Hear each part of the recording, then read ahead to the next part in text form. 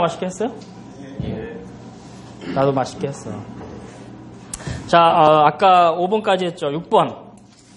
6번하고 7번은 작년에도 이제 학원에서 모의고사 할 때도 매년 내가 강조하는 건데, 몇 년 전에 실제적으로 이제 7번 문제 같은 거 나오고, 엉뚱한 문제 나와서 작년에도 뭐 맨날 얘기한 게 있어. 견인비를 낼 때 쓸데없는 문제 내고 있다고.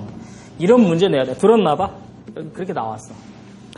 6번은 이제 다른 자동차 운전담보 특별약관인데, 이 보상책임 요건과 피보험자 범위를 약술하고 보상하지 않는 손을 5가지 이상 열거하라는데 만들어 쓰라는 건데요. 다른 자동차 운전담보 특별약관은 반드시 뭘 가입해야 주어진다? 무보험차 상해 담보를 가입을 하면 자동으로 주어지는 제도예요. 미국에서 있어서 우리나라에 도입을 한 건데, 삼성 같은 경우는 이거를 그 특별약관으로 별도 둬서 무조건 그 세팅으로 갖고 오지만 그 보험료도 내가 안 가입할 수 있도록 선택할 수 있게 돼 있어요. 하위 선보사들은 안 그런데 이제 상위 선보사 몇 개는 그렇게 돼 있는데, 근데 우린 스탠다드를 배우는 거니까 뭘 가입하면 자동으로 주어진다? 무보험차 상해 담보를 선택해서 가입한 그 보험 계약자들에게 자동적으로 주어지는 약관이다. 특별 약관이다. 이렇게 이해하면 돼요. 보상책임 요건과 피보험자 범위인데, 보상책임 요건에서 나는 다른 자동차에서 꼭 얘기했던 게 뭐냐면, 다른 자동차의 정의를 알아야 돼. 다른 자동차의 정의. 그리고 다른 자동차의 피보험자. 이 두 가지만 알면 된다 그랬거든. 그걸 시험 문제 낸 거예요. 다른 자동차의 정의는 뭐냐면, A라는 사람이 자동차가 하나 있어. 그리고 또 하나가 있어. 이렇게 생긴 자동차가. 또 하나 이렇게 생긴 게 있어. A라는 자동차가 가나다 자동차 세대가 있는데, 만약에 다른 자동차의 범위에서 다른 자동차의 범위를 정하지 않으면 어떤 문제가 생기냐면, A라는 사람이 가만 정상으로 보험 계약을 체결하고 다들 다 이 사람이 보험으로 악용을 할 수가 있는 게 있어요. 그래서 다른 자동차에 대한 정의를 알아야 돼요. 다른 자동차는 뭐냐면, 이 김영 피보험자가 소유사용 관리하는 자동차 또는 이들의 부모, 배우자, 자녀가 통상적으로 소유사용 자동차가 아닌 거여야 돼요. 그래서 예를 들어서 A라는 사람이 배우자가 B가 있어. 근데 B는 회사에서 있어. 회사가 이 사람이 잘 나가. 그래서 회사에서 좋은 차를 하나 줬어. 그러면 통상 차는 주는데 이 차가 뭐 대기업 같은 게 아니어서 차는 줄 테니까 네가 보험은 네가 알아서 이렇게 차를 뽑아줄 수도 있죠. 그러면 이 사람은 이 회사 명의는 뭐 예를 들어서 뭐 갑이라는 회사 명인데 실제로는 다 이 차를 줬어. 다만 보험은 네가 알아서 해라. 이거 줄 수도 있잖아. 그러면 이 둘이 같이 배우자예요. 둘이 같이 살아. 그럼 A가 차가 하나 있는데 이 차를 다른 자동차냐 아니냐 이런 거를 따질 필요가 있겠죠.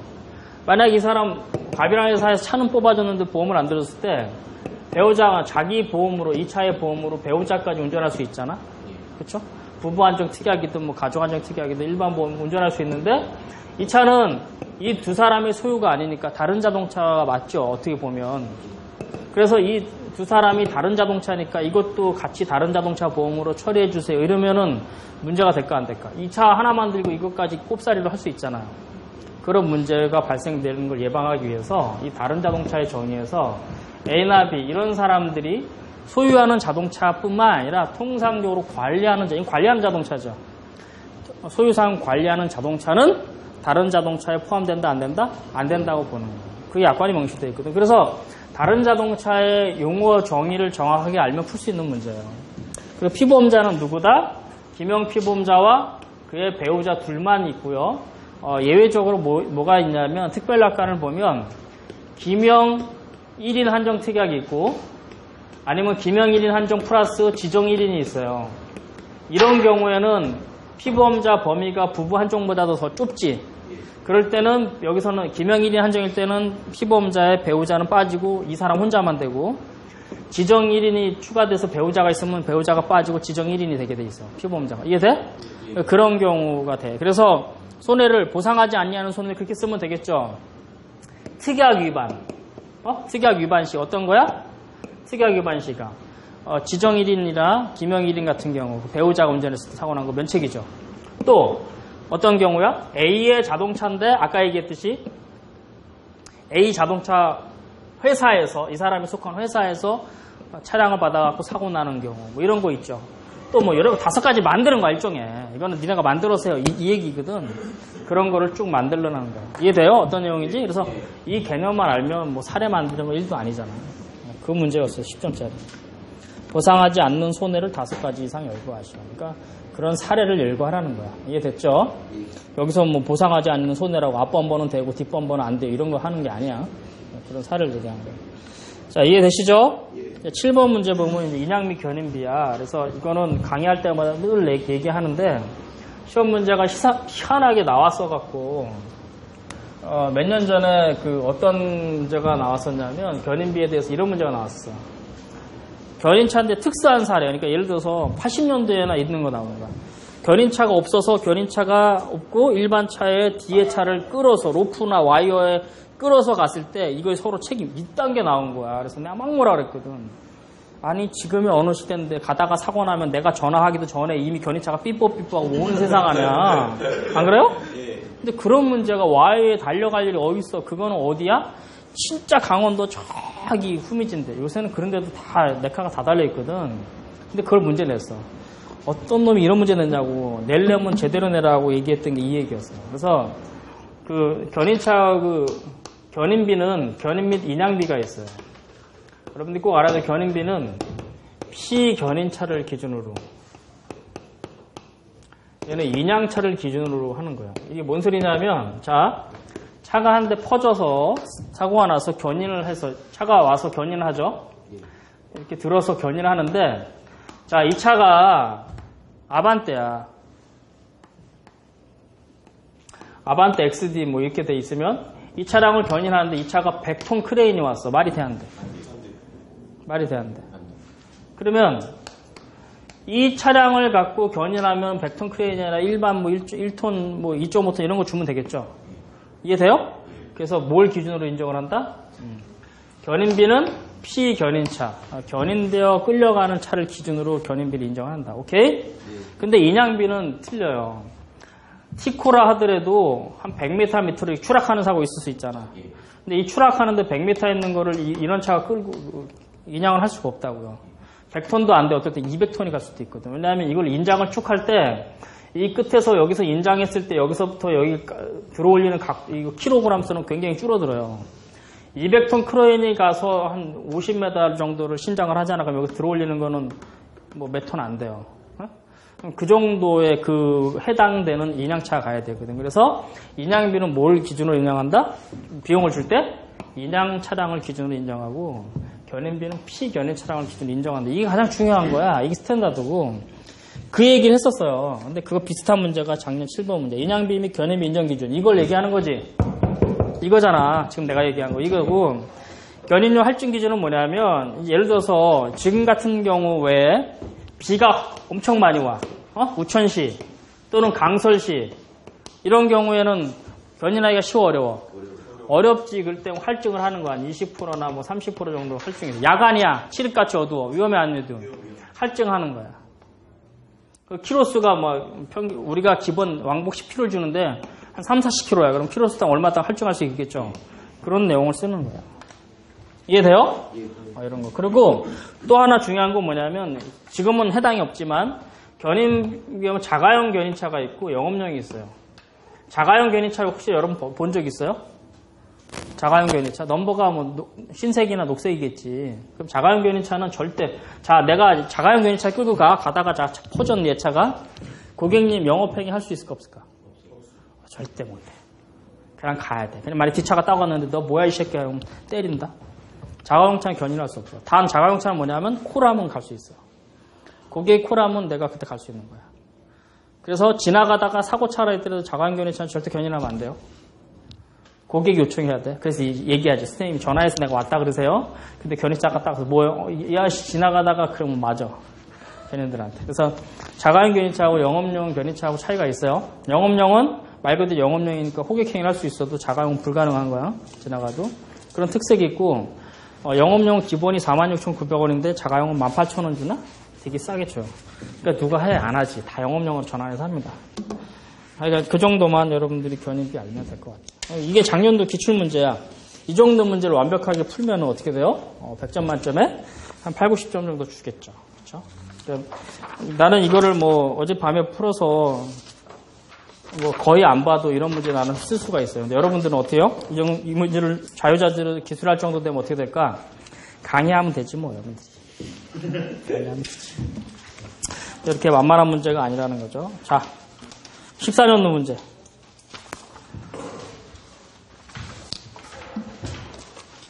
참 작년에 시험 봤었나? 이렇게 쉬운 문제 그치? 왜 떨어졌어 그치? 그치? 아 보니까 되게 쉬워 그치? 별 문제 같지도 않은 문제들 그치? 얘기 들어보니까 아 이딴 문제를 왜 떨어지 쪽팔리게 그치? 자 2014년도 문제 봤더니 약관에 대해서 약관과 관계법률이 나왔죠. 그래서 민법에 대한 불법 행위편이 나왔어. 1번 문제 보니까 민법상 불법 행위의 정의와 성립 요건, 손해의 발생과 상당 인과관계, 통상 손해와 특별 손해를 각각 소술하고 통상 손해와 특별 손해 사례를 제시하시오. 그럴싸한 문제가 됐어. 말만 그럴싸해요. 자, 민법상 불법 행위는 뭐냐면 민법은 이런 법을 좀 배우나? 학교에서? 어법이랑 계약법? 예. 그거 배우고서 무슨 보험을 해, 그죠? 보험은 여러분들이 최소한 민법을 알아야 돼요. 그래서 이 손해배상 시험할 때 불법행위 편이 아니라 채권까지 다 알아야 돼요. 질권 설정하는데 채권을 모르는데 무슨 질권을 알아. 웃긴 거야. 그래서 민법은 크게 보면 어떻게 나누냐면 통칙이 있어요. 민법 통칙은 말 그대로 민법은 어떻게 나누냐면 물권이 있고 채권이 있어요. 그리고 친족, 상속 관련된 게 있거든요. 이런 것들이 있다고. 어음수표법 이런 거 빼고 물건은 뭐예요? 주로 어느 자격증이 시험 보냐면 공인중개사. 맞죠? 물건의 변동이야. 그러니까 부동산이나 동산의 변동에 대해서 하는 게 물건 변동이에요. 채권은 주로 금융 쪽이겠죠. 그러니까 우리가 손해사정이 이쪽이 금융 쪽이잖아. 친족 상속은 그건 뭐 세무사들이나 뭐 이런 거 하는 거겠죠?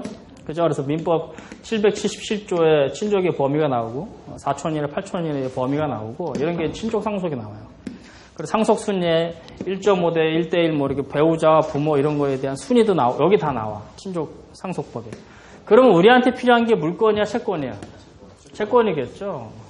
채권 중에서 그 중에 편이 쭉 있는데 불법행위 편이 있어. 그게 750조부터 762조인가 여기까지가 불법행위 편이야. 이해돼요? 이게 지금 이거를 하는 거 불법행위에서 나오는 게 뭐냐? 민법 제750조를 얘기하는 거예요. 오케이? 민법 제750조 불법행위 내용이 불법행위거든. 이게 크게 보면 어느 편에 들어가 있다고요? 채권법에 들어가 있는 거야. 그럼 채권은 다시 민법에 들어가고 통칙과 강론에 들어가면 물권, 채권, 친족, 상속 이렇게 나눠져 있다는 거죠. 그 중에서 채권 편 안에 불법행위가 따로 있다라는 거예요. 이해되세요? 그 채권이라는 거는 금전적인 오관 이런 거 얘기하는 거예요. 그래서 몇 년 전에 2008년인가 몇 년 채무불피가 나왔어. 손해사정 1원에서 이것이 손사 1원에서 나누는 문제인데 손해사정 1원에서 그 불법행위래. 그 입증 책임이라는 게 있어. 오너스 오브 프루프라는 입증 책임이 있는데 입증 책임이 누구에게 있냐? 불법행위에서 피해자가 있어요. 내가 이런 너 안경으로 그딴 거 썼어. 샹 하고 때렸단 말이야. 그럼 누가 다치고 안경 깨졌어. 어떻게 얘가 입증해야 돼? 내가 입증해, 맞은 놈이 입증해. 불법행위 피해자 입증하는 거야. 때린 놈 신경 안 써. 오케이? 그게 시험 문제 나왔다고. 채무불피야. 채권관계, 채무자야, 채권자야. 채무자가. 나 돈 갚았다니까 채무자 입증하는 거야. 그래서 입증 책임은 채권가액에서는 채무자가, 불법행위에서는 피해자가, 채무불피야. 이게 시험 문제 나온 적이 있어. 손해사정 1호네. 08년도인가, 2009년도인가 나온 것 같아요. 이해돼요? 그 중에 하나가 이제 이 불법행위 편인데, 불법행위 입증 책임은 누구한테 있다? 피해자한테 있다. 민법 제750조에 있는 거예요. 어느 한 사람이 다른 사람에게 고의 또는 과실로 손해를 일으키면 그 손해를 배상할 책임이 있다. 이게 750조야. 오케이? 그 내용에 대한 게 1번 문제 나왔어요. 재작년에. 민법상 불법행위 정의 뭐라고요? 제 민법 제 몇 조? 750조에 나와 있는 거. 어느 한 사람이 다른 사람에게 고의 또는 과실로 손해를 끼치면 그 손해를 어떻게 해야 된다? 배상할 책임이 있다. 그러면 어떻게 배상할래? 배 쬐으니까 배 그대로 째줘? 그런 게 아니라 다시 채권에 대해서 이 채권으로 보면 채권에 제 몇 조가 있냐면 394조. 지금은 민법 제 750조를 얘기했어요. 이게 불법행위 내용이야. 불법행위가 뭐 어쩌고 저쩌고 뭐 하면은 뭐라고 나오는 그 내용이 나오는 거고, 얘는 그 금전배상 원칙이라고 그래요. 크게 나누면. 그래서 금전배상 원칙은 뭐냐면 394조를 보면 이렇게 돼 있어요. 그 손해를 금전배상하는 걸 우선 원칙으로 한다는 거야. 금전배상 우선 한다는 거. 이해돼요? 그러니까 뭐야? 손해를 야기했으면 그 손해에 대해서 뭘로 주라? 돈을 주라는 거야? 그걸 물건을 주라는 거야? 돈을 주라는 거야. 그게 원칙일 뿐이야. 근데 100% 돈으로 주라 이런 말이 없어요. 그래서 우리 현업에 있는 친구 보면 자보약관에 보면 현물보상의 규정이 있어 없어? 현물보상. 그게 어떨 경우에 현물보상하게 돼 있어? 약관에 보면. 그래서 보험자가 필요로 하면, 보험회사가 자기가 필요로 하는 보험회사 동의를 얻을 때는 준다는. 그게 결국은 뭐야? 피해자나 피보험자한테 동의가 되면 현물로 해줄 수 있다는 거. 그런 일 있어 없어요? 없죠. 대물배상에서 없어? 자기 차량 손해에서만 존재해. 현물보상이. 그래서 뭐냐면 왜 현물보상이라는 걸 약관에 끌어다 놨냐 하면 이 민법 제394조가 그렇게 돼 있어서 그래요. 금전배상의 원칙인데 실제로 현물보상도 할 수 있다 없다? 있다라는 거. 그러니까 약관에도 갖다 놓은 거야. 이해돼요? 이런 걸 알아야지 전반적으로 약관도 같이 얘기할 수 있는 거예요. 그래서 이 393조 4조가 지금 394조 얘기하는데 또 393조 또 얘기할 거예요. 이거에 대한 3개 문제야. 1번 문제가 민법에. 이 법 3개가 들어간 거예요, 이게. 그래서 394조에 뭐라고 되어 있다가 금전배상. 손해배상에 대한 거는 지금 내용 나왔죠. 그거를 어떻게 해줘라? 돈으로 줘라. 근데 돈으로 주는 게 아니라 현물보상도 할 수 있다 없다? 있다. 그래서 약관에 명기되어 있다. 단 조건이 뭐라고? 보험회사가 필요에 의하면. 이렇게 돼 있어요. 그러니까 피해자나 피보험자가 야 이씨 똑같은 물건 가져와 얘기한다고 내가 그거 할 필요 있어 없어요. 내가 동의하면 그래요. 내가 갖다 줄게. 그 순간 확 뛰는 거야. 절대 그 얘기하면 안 돼요. 약관에 현물보상이라는 게 있기 때문에. 다만 자기 차량 손해에서만큼 현물보상으로 가름할 수 있다고 돼 있어요. 자, 그러면 그 내용에 대해 성립요건, 정의와 성립요건 이해되죠? 어떨 때? 고의 또는 과실로. 그렇죠? 손해의 발생과 상당인과관계죠. 상당인과관계가 뭐냐면 우리가 근인설, 책임설 따지는데 우리나라 법률은 상당인과관계를 따진다. 상당인과. 인과관계는 뭐냐면 원인과 결과잖아요. 원인과 결과인데 그 중에서도 어떻게? 상당한 인과관계가 있어야 된다는 거야. 그래서 우리 두 친구는 내가 강의 때 얘기 들었겠지만 계약법 얘기할 때 근인설 얘기할 때 이제 얘기했을 거야. 자, 홍길동이가 아침에 일어나서 5분만 더 하다가 이렇게 해서 지각하는 경우 있잖아. 한 번도 없어? 나만 그랬어?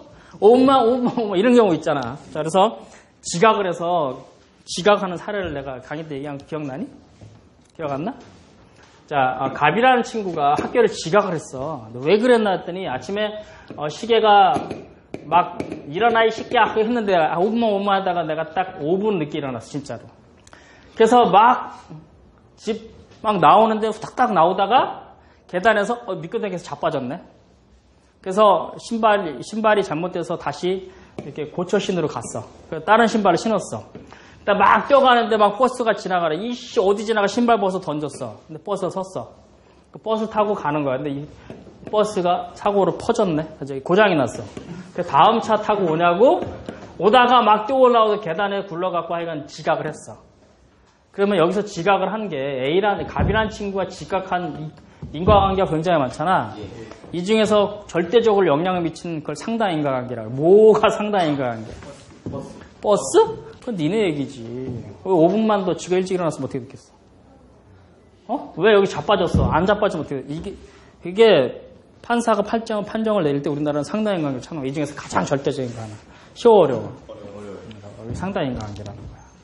그래서 이 상당인과관계를 따지는 거. 손해의 발생과 이 사고 사실과의 그 결과와 이 원인과 결과에 있어서 상당한 인과관계를 따져서 처리한다는 거죠. 이해되세요?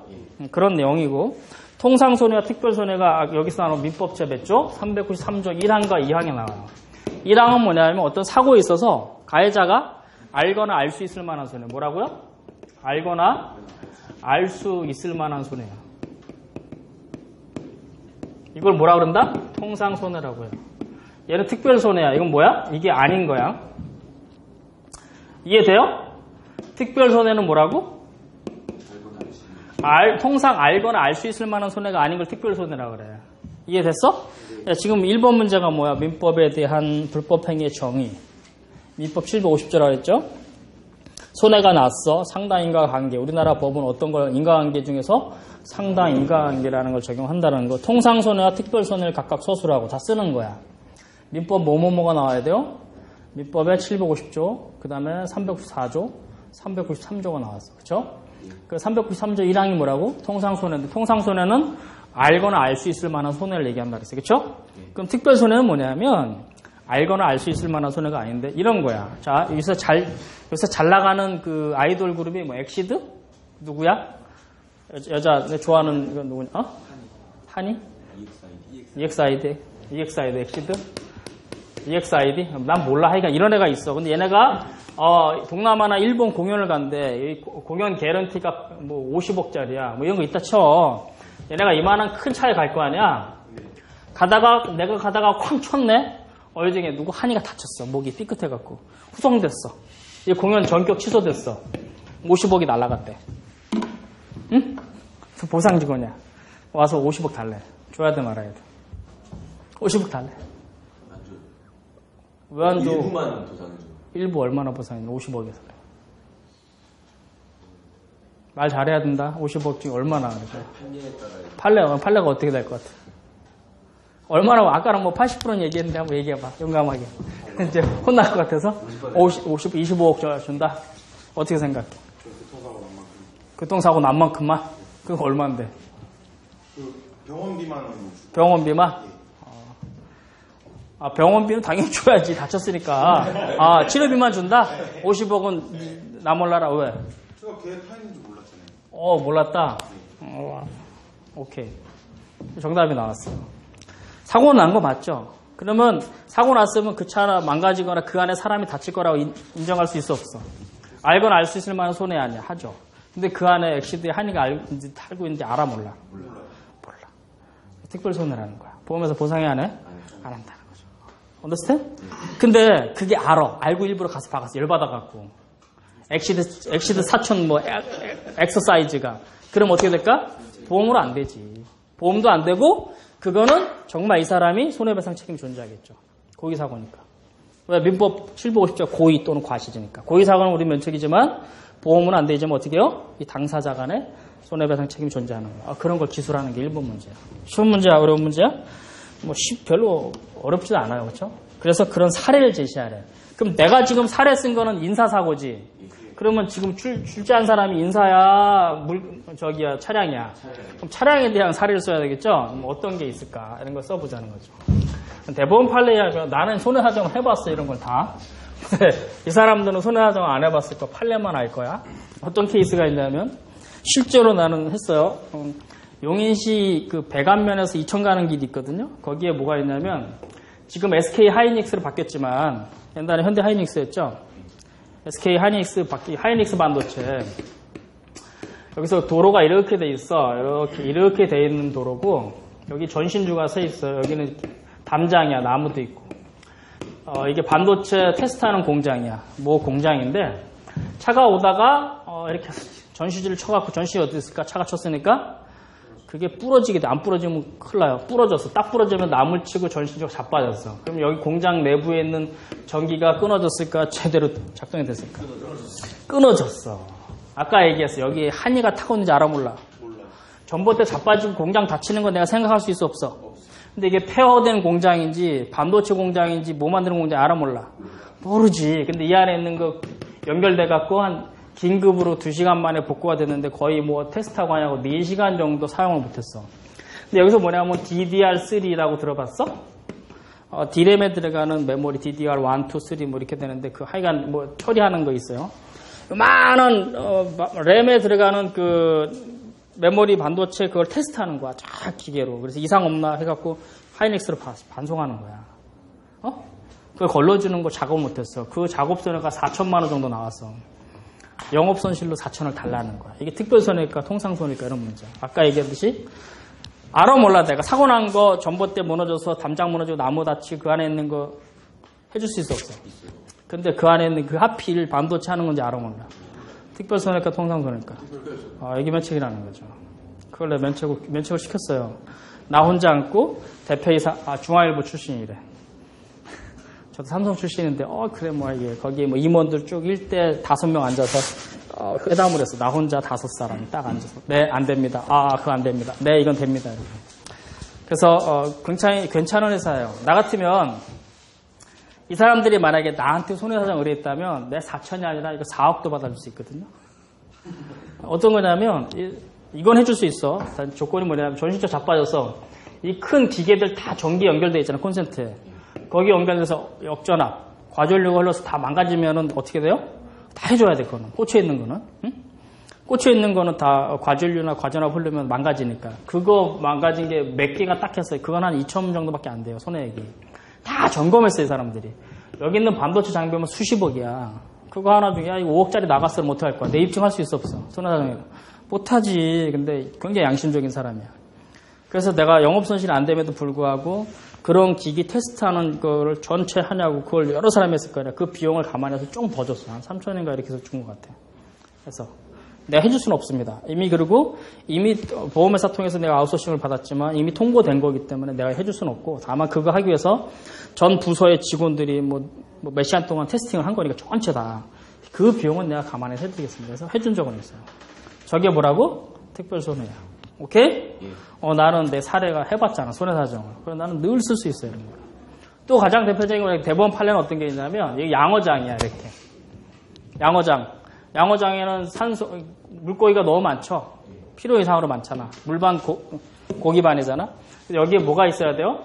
기포 생성하는 게 들어가야 되거든, 늘. 근데 전신주가 뚝 부러지면서 전기가 차단돼서 이쪽에 양어장, 이게 한 반나절, 그러니까 기포가 발생한 데서 한 거의 50%가 폐사했어. 자, 이렇게 특별손해가 통상손해가 문제 있을 수 있겠죠. 이런 게 특별손해라는 거야.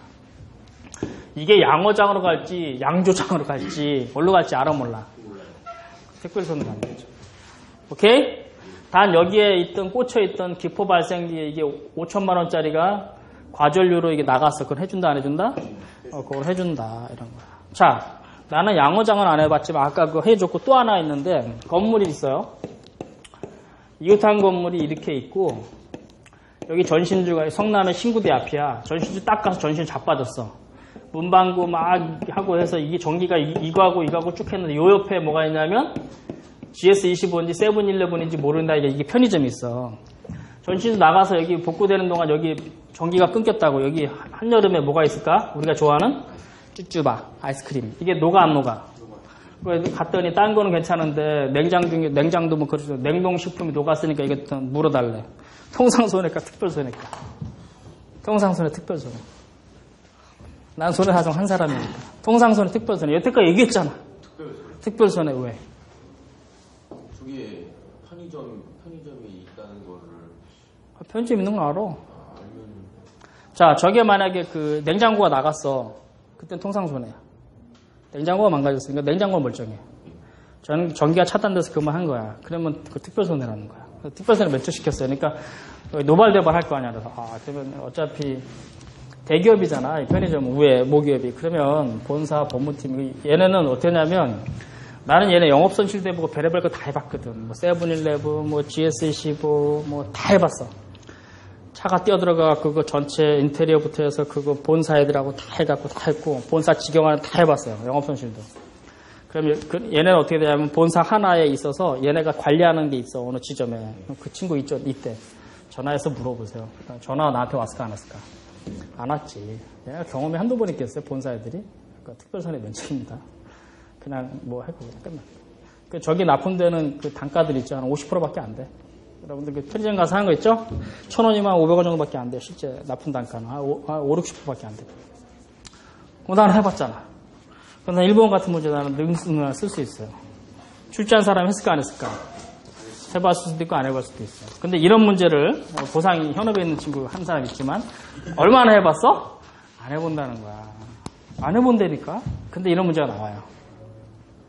나는 좋은 사례 문제야. 나쁜 사례 문제가 아니에요. 좋은 사례 문제지만 기왕이면 한 번씩 경험해봤던 걸 풀러갈 수 있는 그런 문제는 너무 잘 써서 그런지 모르겠지만 이게 내가 한 거하고 쓰는 거하고 틀려요. 아무리 내가 보상 처리를 많이 했어도 실제로 이걸 기록으로 남기려면 잘 못 남기거든. 그런 걸 하는 거예요. 손해사정서 왜 이런 문제를 왜냐하면 손해사정 이론이 왜 꼭 나는 손사 이론이 꼭 들어가야 된다고 주장하고 싶은 거 왜 그러냐면 차량 손해사정하는 보상직원들은 레포트를 안 씁니다. 근데 나는 100% 레포트를 써. 법원에 감정을 나갈 때 감정서 레포트도 쓰고 손해사정 레포트가 나가게 돼 있거든. 레포트 아무리 작아도 최소 작아도 5페이지, 6페이지 써야 돼. 손해발생 책임에 대한 거, 보상 책임이 있느냐 없느냐, 법률상 손배 책임이 있느냐 없느냐, 이런 과시상계가 어느 정도 타당, 이런 걸 다 검토하는 걸 쓰게 돼 있거든. 두세 페이지 이상은. 그리고 쭉 써서 나가야 돼요. 특히 법원에서 오는 감정을 쓸 때도 이런 걸 다 할 줄 알아야 돼요. 그러니까 문장력이 있어야 된다는 거지. 그래서 손해사정할 때 나는 주로 언제 쓰냐면 밤에 해 12시 넘어야 꼭 머리가 돌아가. 그래서 보통 내가 손해사정 보고 쓸 때 12시에서 새벽 3, 4시 이때 써요. 그러니까 꼭 밤에 일을 해요. 낮에는 잘 안 돼. 주로 밤에 내가 보고서 쓰거든. 집에 딱 앉아서 그 자리 내가 앉는 자리야. TV 틀어놓고 쟤는 혼자 떠들고 나는 내가 혼자 하고. 집중이 되면 저 쳐다도 안 봐. 근데 남자들 그런 게 있잖아. 뭐 하나 떠들어야지. 그냥 켜놓고. 니네 컴퓨터 게임 안 해도 계속 켜놓잖아. 똑같은 거야. 그리고 작업을 합니다. 그 문장 작성 능력이 필요해. 이게 그런 문제거든. 그래서 내가 보상을 아무리 많이 했어도 자 도난사고 처리 요령인데 쓰시오? 못 쓴다니까 도난사고 해도. 그걸 잘 못 써요. 문장 쓰는 거하고 또 틀려. 그래서 문장에 대한 기술력이 굉장히 필요하거든요. 그리고 레포트가 들어가야 되니까. 그래서 솔직히 손해사정 시험이 그런 건데 2차로 나오면서 그런 게 굉장히 많이 약해졌어요. 1차 문제가 그런 거야. 자, 1번 문제는 여러분들이 이제 만들 수 있죠? 여러분들 한번 만들어봐. 쉬운가? 어려울 거야. 얘기 들었지만 와서 하려면 되게 어려워요. 자, 2번 문제. 종합보험에 가입한 A차량과 무보험의 B차량이 교차로에서 충돌사고로 B차량은 정지하지 못하고 진행차량의 반대 차선에서 신호대기 중인 C차량을 2차 접촉한 사고에서 B는 변제 능력이 없고 배째라 그러고 A차량의 보험사에서 C차량의 손해를 우산 보상했대. 이거 읽으면서 뭔 소리인지 머릿속에 들어와? 여러분들은 잘 안 들어오는데 나는 읽으면서 머릿속에 들어와. 왜? 실제 경험이 있거든. 전라도 정읍 가서 한 사례가 있어. 뭐 이것뿐만 아니라 별의별 사고가 워낙에 많으니까 머릿속에서 그냥 훤해요. 이렇게 사고 난 거 그려지면 돼. 이것뿐만이 아니라 좀 따르게 설명을 해줄게요.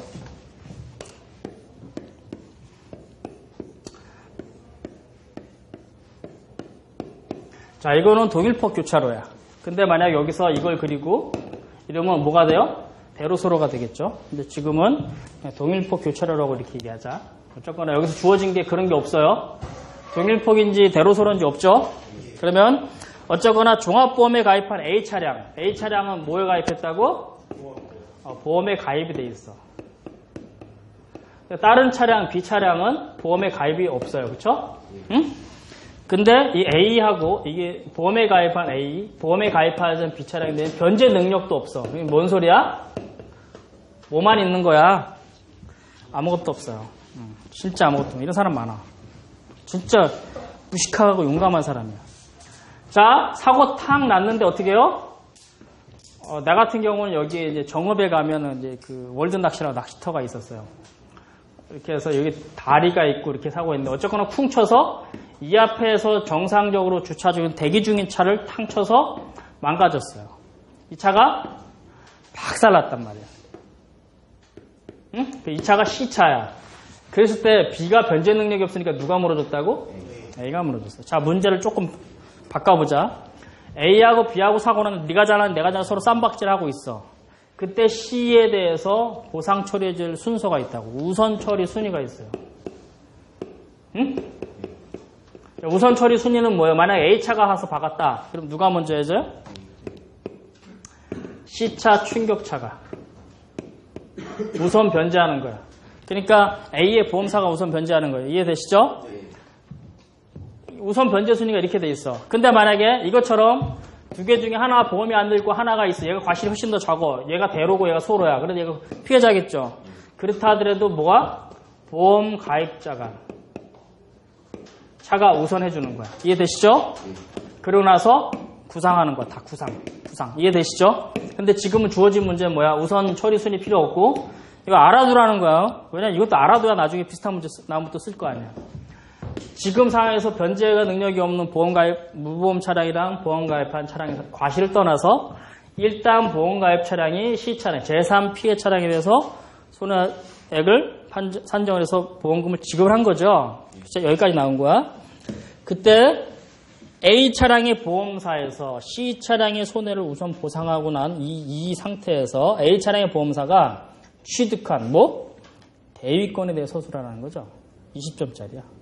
단 인사사고 제외. 왜? 물사고니까. A 차량은 전손됐대. 이건 뭐야? 얘는 전손. 박살났어. B 차량은 C 차량은 분손이야. 부분손해죠. 얘 분손, 얘도 분손이야.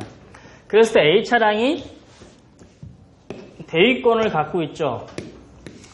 자, 아까 대위권 얘기했어. 대위권 두 가지가 있다 그랬죠. 하나는 뭐가 있다고? 청구권 대위와 또 하나는 목적물 대위가 있어요. 이건 잔존물 대위죠. 이 사람들이 갖고 있는 잔존물 대위에서 뭐에 대해서 잔존물 대위가 있을까? A 차의 전손이니까 이거에 대해서 목적물 대위가 있죠. 오케이? 그럼 하나는 됐어. 쓰면 되죠. 자, B의 청구권 대위는 뭐가 있어요? B 차량에 대하고 C 차량인데 B 차량에서는 현재 지금 물어주는 뭐만큼 물어줘야 돼요? 지금 현재는 과실상계 부분 A 차량의 과실 부분이 있으면 B 차량에 물어주는 거죠. 근데 현 상황에서는 B가 변제 능력이 없어 C까지 해줬으니까 A사가 갖고 있는 거는 청구권 대위는 C 차량의 분손이니까 이 수리비에 대해서 B 차량이 이거에 대해서 기여한 만큼 과실 그 부분을 공제하고 난 나머지가 A 차량의 부보사가 그 B 차량으로부터 받을 금액이 있다면 구성할 수 있겠죠. 만약에 그거보다 더 줄 돈이라면 오히려 주고 끝나는 거지. 그게 다야. 이제 내가 얘기한 거 이해돼요? 자, A 차량은 보험에 들어있으니 보험회사가 갑이라고 하자. 갑이란 보험회사가 얘가 보험이 안 들어있으니까 C까지 미리 다 해줬어. A가 받았는지 B가 받았는지 현재 모르는 거야. 문제는. 어쨌거나 보험회사인 갑이 A차 전손에서 잔존물 대위 취득하면 되고 C차량의 분손이니까 수리비 줬죠. 100%. 근데 B에 대해서도 줘야 되긴 하는데 과실이 있을 거 아니야. 만약에 우리가 100% 잘못했다면 이건 뭐 필요가 없는데 지금 과실이 있는 거 얘기하는 거잖아. 서로 과실이 있으니까. B 차량의 수리비에서 과실 부분만큼 공제하고 C하고 합산해서 얘네부터 받을 수 있다면 그 금액만큼을 어떻게 한다? 구상할 수 있는 청구권 대위가 존재하지만 오히려 여기 이 수리비가 이거보다 더 많다면 과실 부분이 그럼 오히려 B 차량의 수리비를 부분이라도 해줘야 되겠죠. 그땐 구상의 청구권 대위가 존재하지 않아? 존재하지 않겠죠. 그 얘기 쓰면 되는 거야. 근데 여기서 이렇게 얘기한 거 보니까 이 사람은 뭐라고 생각해? 당연히 그거 하고 남아서 구상할 수 있을 거니까 구상 이거 쓰라는 거 출제한 거야, 이 사람은. 이해됐죠? 이게 차량 손사 첫 시험 문제야. 괜찮지, 문제. 이런 문제는 괜찮아요. 칭찬해주고 싶은 문제. 15년도 문제에 비하면 이 문제가 훨씬 더 나아요. 1번이나 2번이나. 괜찮지? 그래서 A 차량의 전손이 됐으니까 A 차량의 보험회사나 A 차량에 대해서 어떤 대위권? 목적물 대위 또는 잔존물 대위권이 있고 B, C 차량은 분손이지만 B 차량에 대한 손해액과 C 차량의 손해액 합산해서 그 B 차량의 과실 부분만큼의 그 손해액을 초과했다면 그걸 B 차량의 그만큼에 대해서 구상을 할 수 있죠. 청구권 대위가 존재하지만 오히려 B 차량의 손해가 훨씬 커서 C 차량의 손해만큼도 해서도 갚을 게 있다면 구상 청구권 대위가 존재하지 않아? 존재하지 않겠죠. 그런 내용을 써주면 돼요. 됐어요? 아니면 심플하게 그냥 자차에 대한 A 차량인 전손이기 때문에 목적물 대위, 잔존물 대위가 존재하고 C 차량은 그만큼 먼저 선처했기 때문에 B 차량부터 그만큼에 대한 청구권 대위가 존재한다. 이렇게 해도 될 거야.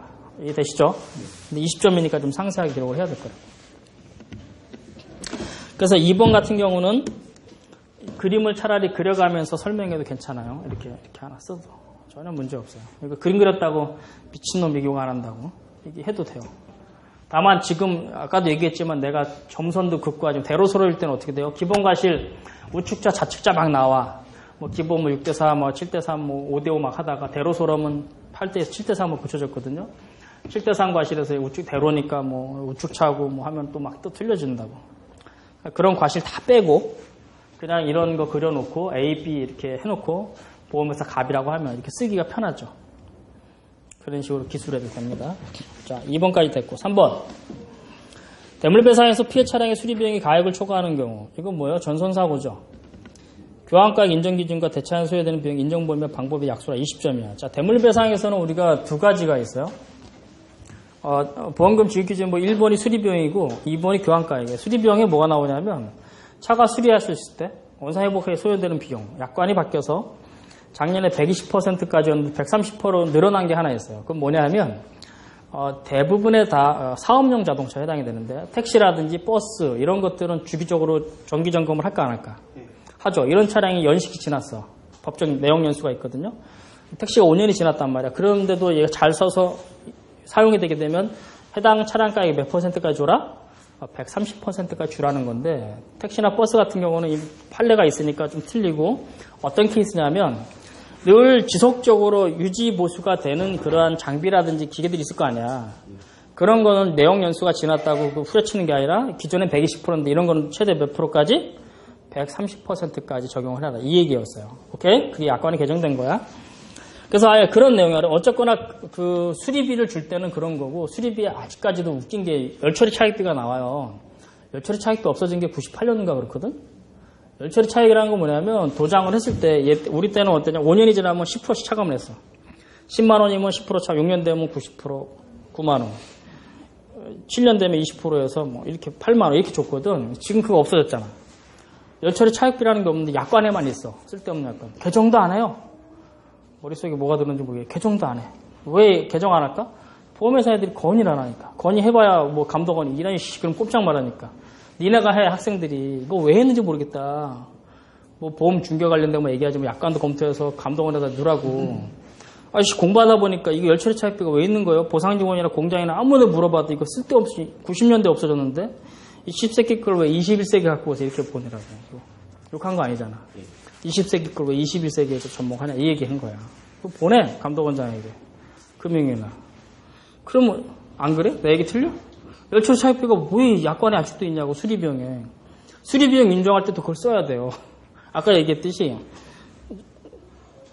보험 차량가에 초과하지 않을 것 그리고 어떻게 120% 130% 그 다음에 열처리 차익비 준다. 이거 써야 되는 거야. 근데 그걸 왜 써? 다 하는 거를. 그게 분손이야. 전손은 뭐예요? 해당 차량 가격을 넘어섰을 때 하는 건데 전손이 인정하는 기준 여기는 안 나오지만 이걸 알아야지 이걸 쓸 수 있는 거예요. 또 아마 이때 학원에서 쭉 들은 친구들은 잘 썼을 거야. 근데 실질적으로 학원에서 이걸 강의하면서 얘기해도 이거 보고서 그게 생각나서 쓰는 친구가 없었을 거야. 지금 대물배상이죠. 대물배상은 분손하고 전손이 있다 그랬지. 분손일 때 아까 얘기할 때 뭘 준다고요? 수리비를 준다 그랬죠. 수리비 인정할 때 어떻게? 수리비 주고 또 120%에서 130%까지 주는 것도 약간 개정됐다 그랬지? 그 열처리 차익비를 주라고 그랬어요. 이거 필요도 없는 거야. 어쨌건 이래. 전손은 뭐냐 하면 교환가액이라고 나와. 교환가액이라면 이 교환가액을 줄 때 시가를 평가하는 방법이 있을 거 아니야. 지금 내가 얘기하는 건 뭔지 알아요? 이게 차야. 이 차인데 이 가격이 1,000만 원이래. 시가가 1,000만 원 평가하는 방법이 있을 거 아니야. 어떻게 평가할까? 그 때랑 그 장소에서 때와 곳의 가액? 그거는 이제 미평가 보험 얘기할 거고. 어쨌거나 자, 근데 종류가 있어요. 그러면 이걸 정하는 방식이 세 가지가 있어요. 하나는 원가 방식이 있고 또 하나는 뭐가 있냐면 비교 방식이 있어요. 또 하나는 수익 방식이라고 나오거든. 이거를 우리 그 NCS 하면서 손해액 쓰는 사람한테 얘기했어요. 연수원에서 강의하는 분이야. 근데 이 얘기를 뭐하러 하냐는 거야. 민원 넣고 어쩌고 하는데 이건 민원 대상이 아니거든. 내가 얘기한 거 뭔가 오해한 것 같더라고. 그래서 얘기를 안 했는데 그 이후부터 원가 방식 중에서 뭐가 있냐면 우리가 복성시 평가법이라고 그래. 들어봤지? 복성시 평가법. 이제 근데 원가 방식이라는 거 모르잖아. 보상지원들도 몰라. 복성시 평가법만 들어. 이것만 알아. 복성시 평가법의 방식이 원가 방식이야. 그래서 여기서 다시 어떻게 나누냐면 정률법과 정액법으로 나눠져. 그럼 보상지원은 요거만 알아. 요거만 아는 거야. 아, 복성시 평가법에 정률과 정액이 있대. 이것만 아는 거야, 보상직원들은. 근데 그 방식이 원가 방식이라는 건 몰라요. 이건 어디 나와요? 이거는 간평사 시험책에 나와, 간평사. 감정평가하는 데 나와요. 그 비교 방식은 뭐냐? 거래사례 비교법이라고 그래요. 거래사례. 또는 매매사례 비교법이라고 그래요. 그래서 거래 방식이야.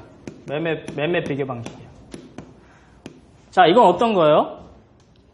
얘는 차량이 이 거래사례 비교법 거래 방식을 적용하는 건 뭐예요? 일반 자동차, 그러니까 승용차, 화물차, 승합차 있죠? 일반적으로 중고 자동차를 사고 팔 때 이걸 하는 거야. 이해되죠? 자, 차를 하나 사고 싶어. 무슨 차 사고 싶니? 차 있니 너? 무슨 차 사고 싶어? 없어? 너는 무슨 차 사고 싶냐?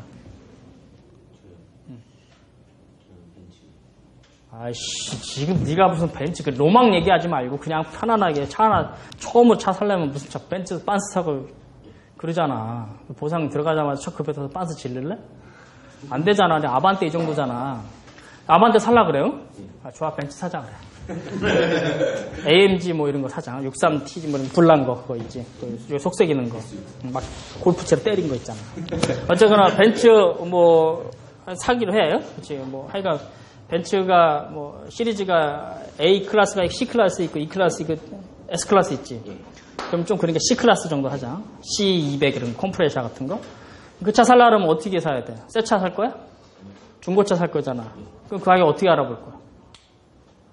가격 어떻게 알아볼 거야? SKM. 그게 뭐야? 거래 방식이잖아. 실제로 얼마에 거래되나. 이게 돼요? 예. 그 원가 방식은 어떤 차에 적용되냐면 얘는 거래가 안 되는 자동차에 적용하는 거야. 그게 뭐예요? 따꾸시, 버스. 택시나 버스 거래 안 되잖아. 안 되죠. 이런 걸 어떻게 해요? 복성식 평가법을 적용해서 정액이나 정률법으로 적용하는 거예요. 이게 원가 방식이야. 근데 일반 자동차들은 어떻게 해요? 이 거래 방식을 하는 거. 수익환원법은 뭐냐면 수익 방식은 수익환원법이라고 하는데 이거는 유실수라든지 이런 거 유실수 뭔지 알죠? 사과나 이런 거. 그런 거에 적용하는 거니까 우리는 이거 적용 안 하죠.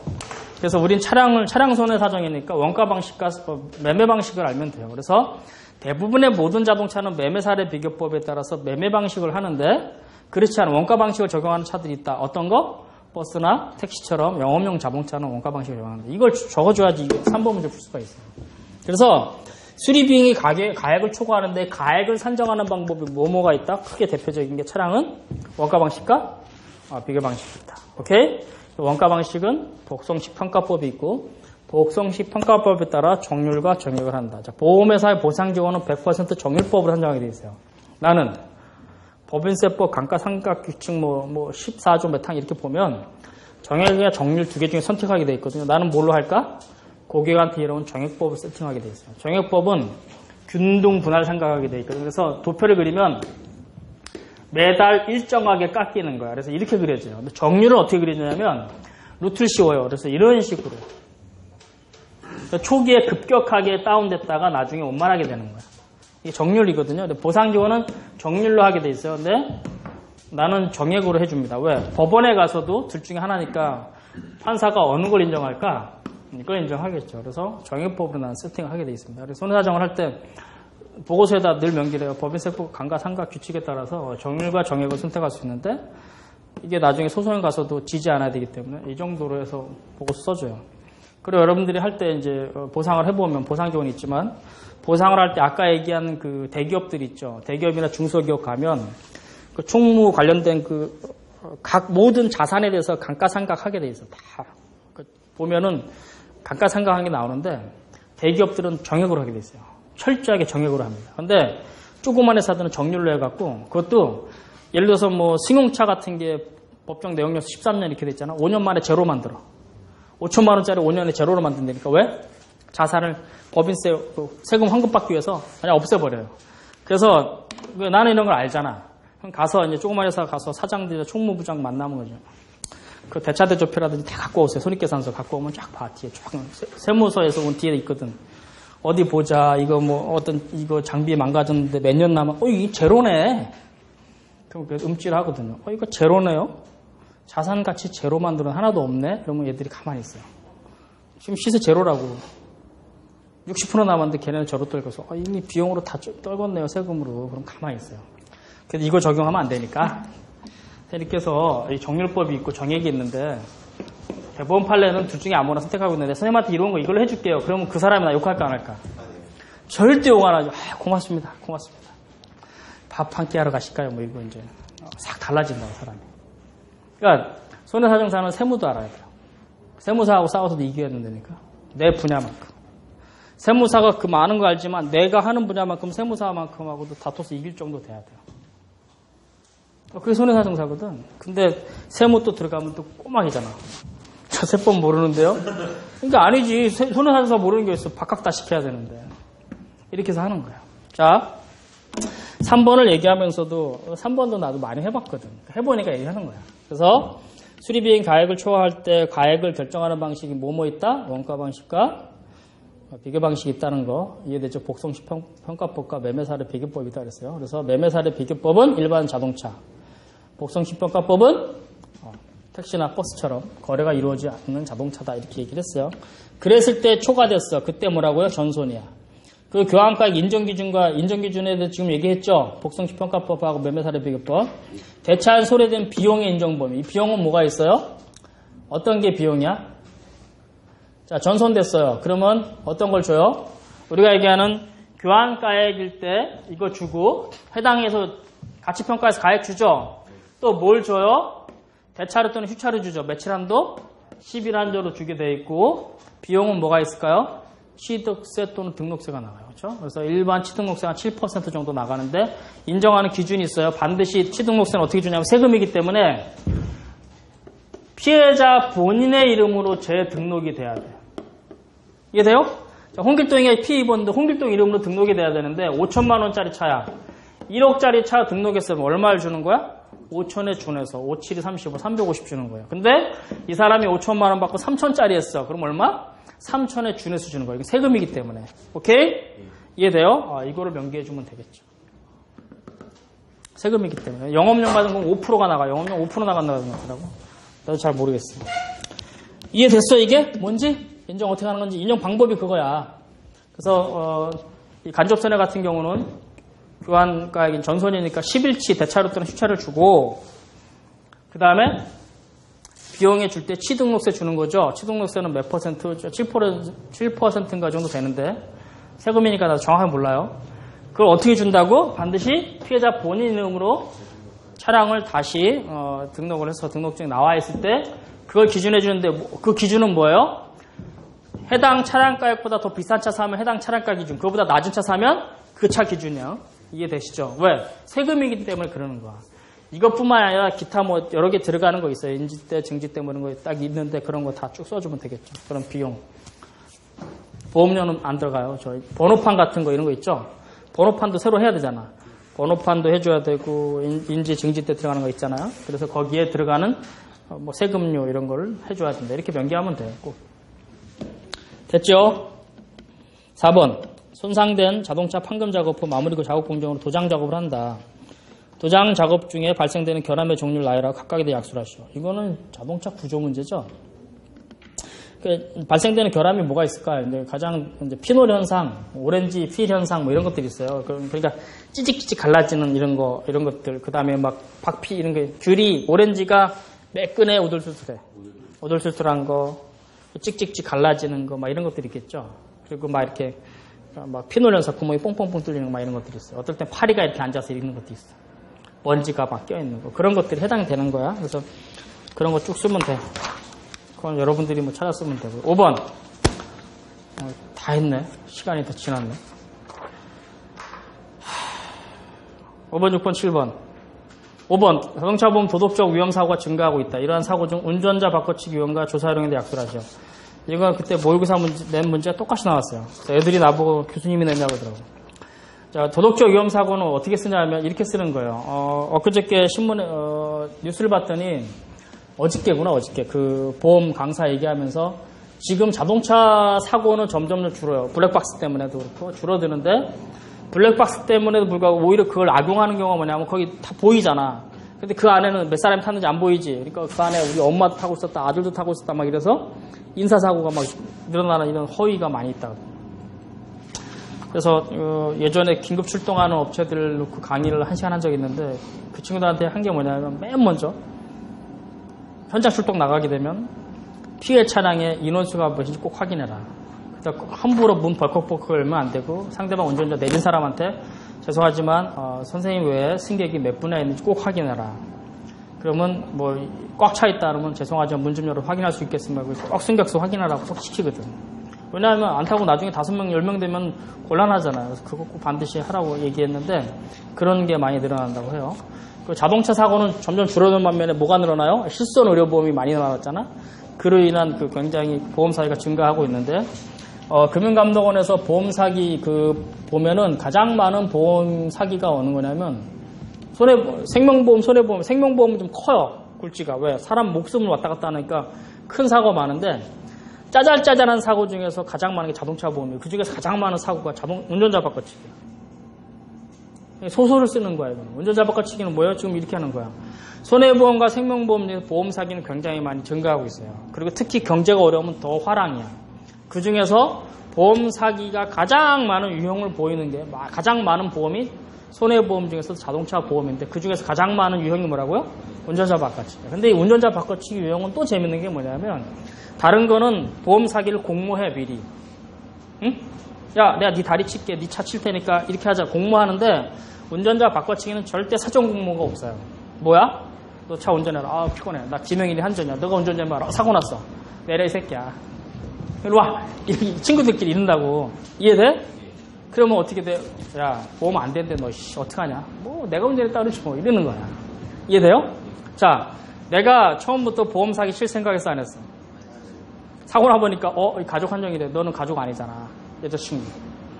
너 아니 이런 거 있어 없어? 있죠. 그러면 어떡하지? 뭐 어떻게 그냥 내가 했다고 하자 이거야. 그러니까 소극적인 보험 사기라는 거죠. 적극적인 게 처음부터 막 하는 게 아니라 자 얘기했죠. 전체 보험 영역 중에서 가장 많은 보험 사기가 자동차 보험에서 일어나는 그 중에서 가장 많은 게 뭐라고요? 운전자 바꿔치기. 운전자 바꿔치기 유형은 사전에 철저히 공모한 게 어떻게? 사고 나서 어쩌다 보니 보험 혜택을 못 받아. 그 못 받는 혜택을 보험을 받기 위해서 후에 이렇게 조작하는 그런 경위들이에요. 그게 서술로 들어가요. 조사 요령은 뻔해요. 뭐 해야 돼요? 다 모든 조사 다 똑같아. 피보험자 일단 운전자 면담, 그죠? 그 다음에 그 견인기사 있으면 견인기사 면담, 현장 있으면 현장 조사, 현장 목격자 있으면 목격자 조사, 차량이 어떻게 입고됐는지 확인하고, 입고 대장 확인하고 이런 것들이에요. 경찰서 있으면 경찰서 신고 여부 다 확인하고, 혹시나 병원에 실려갔다 오면 병원에 그 대인 쪽 공주에서 그런 거 확인하고 이런 것들 다 있어요. 모든 사가 동일하거든. 그런 거 쓰는 거야. 그게 다야. 오케이? 10점짜리니까. 6번 손상 차량의 원상복구 시 부품의 교환 기준을 정의하고 유통 과정별 부품의 종류 약간의 친환경 부품을 나열하시오. 대체 부품 작년에 나왔죠? 그래서 원상복구 시 부품의 교환 기준은 뭐예요? 자, 첫 번째 부품을 교환하는데 기분 나빠 바꿔줘 이거 아니야? 어떤 거요? 보안성, 안전에 교류가 되고 기술성, 기술적으로 문제가 있는 거. 또 경제성이 있어요. 안전에 심각하게 영향을 줘 안 갈면 갈아야지. 기술적으로 문제가 돼. 갈아야죠. 경제적으로 이거 부품 교환하는데 10만 원인데 판금하면 50만 원 달래. 갈아야지. 근데 내가 보험을 안 해. 그러면 50만 원 주고도 내가 판금할 수 있죠. 근데 보험은 그게 아니야. 경제성도 따지죠. 그런 걸 땅에서 부품 교환을 정의하고 유통 과정 부품의 종류와 약간의 정한 거 뭐예요? 순정 부품. 그렇죠. 제뉴인 파트. 그다음에 순정 부품 있고 정품이 있어요. 순정 부품과 정품의 차이는 뭐냐면 순정은 현대 모비스 이런 거고 정품은 뭐예요? 만도에서 만들어서 모비스에 납품하는 거 있잖아. 그 정품이지. 순정 부품은 아닐 뿐이야. 그죠? 그다음 아까 얘기했던 그 대체 부품 같은 거 있죠. 그다음에 B품 같은 거 있어. 이런 것들 쭉 좀. 그다음에 재생품 있고 재제조가 있어요. 리유즈, 리매니팩처러 제품들이 있거든요. 그런 것들 나중에 좀 설명을 할게요. 지금 시간이 없어서 나중에 강의하면서 그 하나하나 얘기해 줄게요. 친환경 부품을 나열하시오. 약관에서 정한 친환경 부품 쭉, 아까 얘기한, 작년에 얘기한 대체 부품 같은 거 있죠? 그런 것들. 다만, 이제 리유즈, 재생 부품 중에서 절대 못 쓰는 게 있어요. 파워 스티링 기어. 스티링 기어 있죠? 핸들, 조향장치. 그리고 또 하나가 안 되는 게, 브레이크 마스터 백은 안 돼요. 그리고 큰 차에서 앞 타이어, 재생 타이어 안 됩니다. 이런 것들은 안 되겠고, 폐차장 가도 부품 살 때 거기 써 있어요. 스티링 기어, 그리고 브레이크 마스터 백은 구입할 수 없습니다. 이렇게 써 있어요. 그런 거, 솔직히 그런 게 더 중요하죠. 그래서 보상 직원들이 혹시나 정비 공장에서 스티링 기어 중고, 재사용 이렇게 쓰면은 빠꾸 시켜야 돼. 보상 직원 오케이? 왜? 법에서 명기한 거. 그게 만약에 나갔어. 오케이, 돈 줬어. 근데 그게 만약에 사고 났어. 그러면 딱 보다가 우리 같은 손해사정이나 뭐 붙어갖고 감정할 때 변호사 끼고 뭐 해달라면 변호사님 이거 봐봐. 이거 재생 썼네? 법에서 금지한 거 썼어. 보험회사 죽일 놈이네? 그럼 죽는 거야, 걔 진짜로. 보험회사도. 그럼 어떻게 해요? 설사 내가 그걸 써주는 한일 때 받고 공장에다가 뽑고 야 정품으로 써. 금액은. 그리고 협의 이렇게 해서 하든 내가 이렇게 돈 주는 거야. 문서상에 남으면 안 된다고요. 문서상 남으면 안 돼. 고객한테 공장에서 고객가 안 된다고 해서 당사자 협의됐잖아. 그건 당사자 문제고 그거를 보험회사 한 제3자에게 남으면 안 된다는 거예요. 보상할 때. 빠꾸시켜야 돼, 철저하게. 그냥 정품 써. 다만 우리가 금액으로 손해배상을 협의해갖고 그냥 다른 거 빼는 거야. 절대 중요한 거예요. 남으면 안 돼. 그래서 문제 되면 독박 쓰니까. 7번. 아래와 같이 A보험사에서 B보험사로 갱신계약. 이거는 뭐 여러분들이 약관 보고 하면 될 것 같아요. 이건 내가 굳이 시간도 초과돼서 이거 해줄 필요 없는데 이게 어떤 거냐면 이거는 보험기간에 대한 거예요. 보험기간만 설명하고 이건 여러분들이 풀어보세요. 보험기간이라는 게 뭐냐면 여러분들 약관에 보면 보험기간이 나오고 일반 적용과 예외 적용이 있어요. 일반 적용은 뭐냐면 자 보험가입이 오늘이 16년 몇 월 며칠이지? 1월 9일인가? 그러면 오늘 보험가입하면 언제까지? 17년 1월 9일까지가 통상 1년 보험이에요. 그러면 이 사람이 보험료를 오늘 1월 9일 날 16시에 보험금을 입금했단 말이야. 보험료를 보험료를 입금하게 되면 카드 계산을 입금하면 언제부터 책임 개시가 돼요? 오늘 밤 24시부터 이날 24시까지가 되는 거야. 근데 이 사람이 먼저 1월 8일 날 16시에 보험료를 입금했다면 언제부터? 땡겨져서 00시부터 책임이 개시되는 거예요. 이해되시죠? 자, 여기까지는 일반 사항이야. 근데 예외 적용되는 게 뭐냐면 처음으로 보험에 가입하는 거. 처음은 뭐예요? 신조차 또는 중고자동차로 며칠 이내? 10일 이내에 보험을 한 번도 안 들어봤어. 그 처음으로 보험 가입하는 차량 영수 시점 언제? 16시부터 1년 뒤 24시까지. 이해돼요? 근데 이 사람들 어떻든 다 하루 전에 미리 보험료 납입했다면 어떻게 된다고? 보험 개시 첫날에 0시부터 시작해서 마지막 날 24시까지. 이해되죠? 자, 영업용 보험이든 개인용 보험이든 책임보험 있죠? 책임보험은 또 어떻게? 영수 시점에 된다는 거예요. 이게 예외야. 이걸 알면 이 문제 풀 수 있어요. 그리고 만약에 보험계약이 A보험회사에다 B보험사를 옮길 수 있죠? 근데 A보험사의 보험이 언제야? 16년 1월 9일 날 만기야. 근데 내가 보험을 B보험사에 언제 돈을 냈어? 1월 2일 날 돈을 냈단 말이야. 가능하죠? 그럼 이 중초기 때일까? 아니죠. 이날이 끝나는 날 다음 날부터 B보험사 하는 거야. 이해돼? 그게 경합된 거니까 문제도 아니야. 그런 거 알면 쓸 수 있어. 자, 지금까지 해서 작년도 문제와 재작년도 기출 문제를 쭉 풀었죠. 이해돼요? 문제 같지도 않은 문제야. 그렇죠? 참 쉬워. 아무것도 아니야. 들어보면. 그쵸? 근데 막상 여러분들이 쓰려고 그러면 머리 쥐나. 이렇게 어렵다니. 이렇게 이런 문제. 그러니까 곰곰이 생각해보면 문제도 아니에요. 자, 문제 푸는 건 나중에 이제 공부하다 보면 알겠지만 끊임없이 곱씹어야지. 곱씹어야지 이게 새로워요. 그러니까 출제자 의도가 뭔지를 알아야 능수능란하게 풀 수 있는 거야. 물론 그렇게 되기까지는 여러분들이 굉장히 많은 독서량이 있어야 되고 또 학습량이 존재하지 않으면 이걸 쉽게 쓸 수가 없어요. 자, 오늘 여기까지 하고 그럼 다음 주에 10시에 보도록 합시다. 강의 끝! 수고했습니다.